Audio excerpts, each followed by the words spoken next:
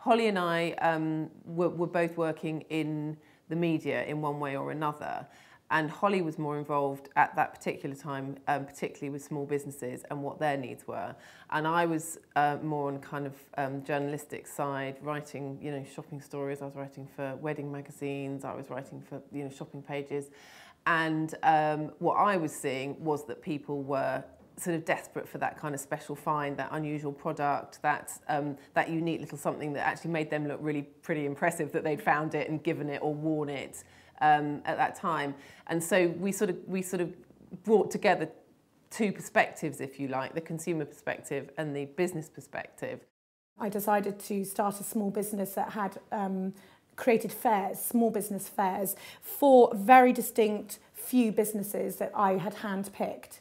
And this is where the idea came along, where when it didn't rain and and the whole thing was washed out, these fairs were incredibly popular by consumers, from what Sophie mentioned, and from the businesses, because they were able to make a lot of money in a day.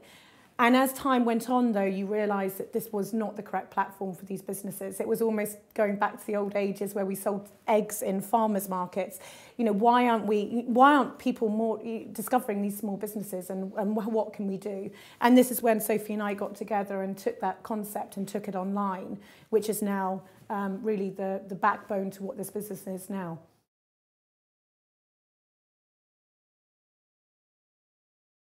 We launched in April 2006. Probably for a good 12 months before that, we were already working together, developing the project, planning, researching, trying to get some money together.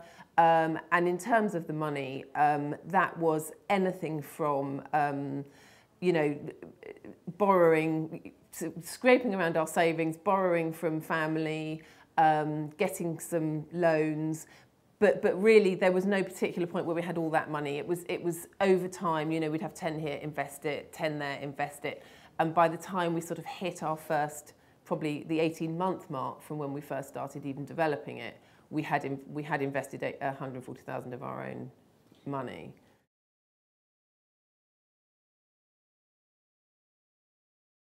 It was definitely terrifying. Yeah, I mean, it was absolutely, I mean, we weren't taking a salary. So we'd left, not only had we left our own businesses, but we'd left careers as well, and we have families. And so to not take a salary practically for 2 years, and then to think you have enough, and you do those spreadsheets time and time again, and you're going to go into profit any moment now.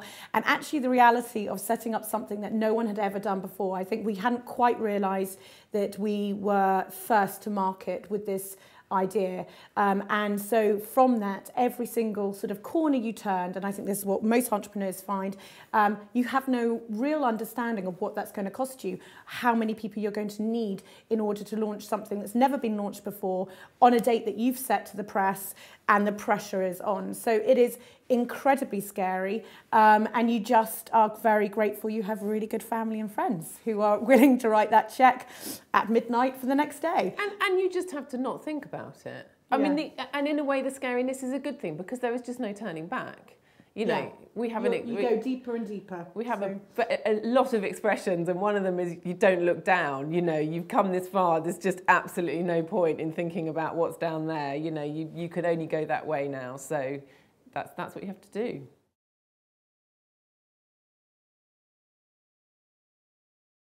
When we actually found Spark and invested and understood that they were the first investors in lastminute.com, and the gentleman who was actually running the show at that end, we knew instantly that this was the right marriage to have.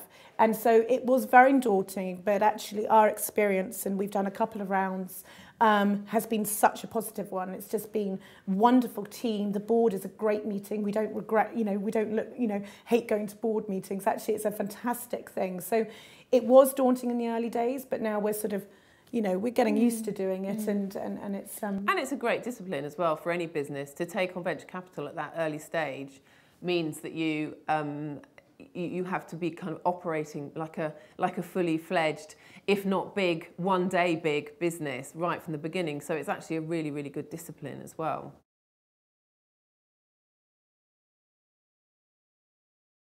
We have incredibly supportive partners. who seem to be, well, they share the vision. You know, they know exactly where we're going, and they're going to, you know, enjoy all of it, the journey and the getting there, if you like.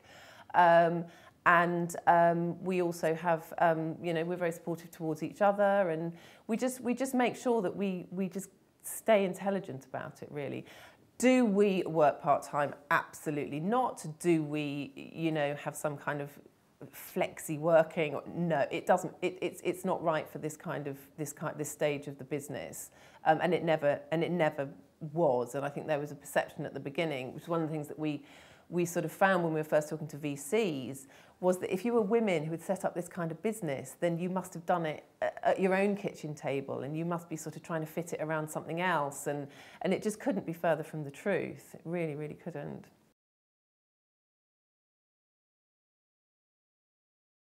We didn't have a background in technology directly. What we brought to the table was an ability to market an idea and how to present it to consumers. And we were very aware that we had to have that third party, very strong technical background. So we actually hired an agency that we felt were going to do this. But again, as I mentioned, you know, we were doing something that had never been done before, hadn't quite realised what technology and the scale of the technology that we were going to have to build, because you couldn't buy it off the shelf. Couldn't just go in, buy this and to sort of merge it with what you've got and actually launch it. So we hired a business in the early days, and, you know, we didn't have plain sailing moment of launch. You know, we launched the website when we actually had 16,000 unique users coming to that site that day that we launched, with no checkout.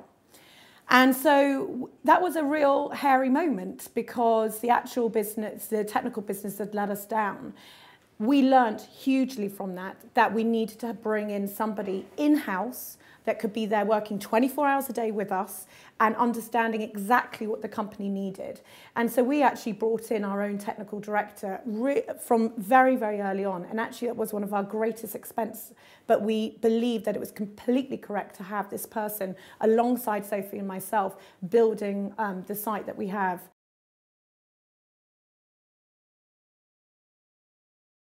But I think one of our greatest growths so far has been that we took the plunge into direct marketing, when we went from an internet business to actually going backwards and saying, well, actually, we're going to try and reach out to our consumers through catalogues and ways that they normally shop, because we do have a distinctive target market.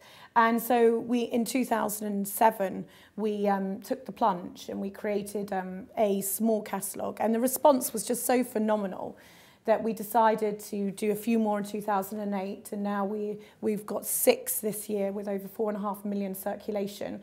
And it's just growing and growing, you know, hugely growing. But I mean, there's also the online side of it as well, which is... We've invested, yeah, we've almost since the beginning, in one form or another, we've invested in search engine marketing.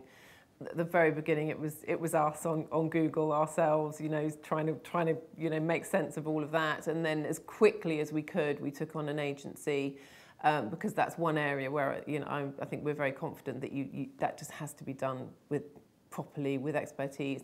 And we've invested in search and, you know, natural search, SEO, which has also been very, very successful, and we're able now to get to the top of the rankings on page 1 for whatever the current theme is, whether it's Mother's Day or Easter or Father's Day or whatever. So but all those kinds of things, they just take time. And I think that's what, at the beginning, you know, you're looking for that silver bullet that's going to sort of suddenly bring in the traffic, answer your questions, do away with all that waste, bypass the testing, and you just can't do it. You know, the growth comes through experimenting, testing, finding what's right for your product and your brand and your message, and there are no shortcuts.